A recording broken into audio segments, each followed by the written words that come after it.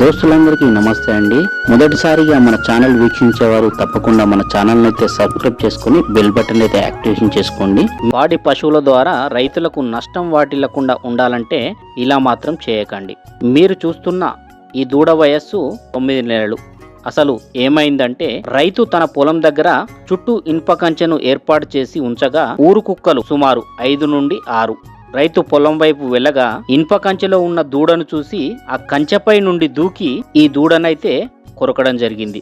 నేను ఈ దూడ దగ్గరికైతే వెళ్ళడం జరిగింది. నేను వెళ్ళేసరికి ప్రాణాపాయ స్థితిలో దూడ కొట్టుమిట్టాడుతూ ఉండడం చూసి చికిత్స అందిస్తుండగానే మరణించడం జరిగింది. మీరు చూస్తున్నారు కదా, పేగులు కూడా ఇలా బయటికి రావడం జరిగింది. రైతులకు నష్టం వాటిల్లకుండా ఉండాలంటే దూడలను సంరక్షించుకోవాల్సిందిగా మనవి. దూడలు సంరక్షించుకోవడంలో రైతులు విఫలమైనట్లయితే తీవ్రమైన నష్టం వాటిల్లే అవకాశం ఉంది. ఈ వీడియో నచ్చితే మా ఛానల్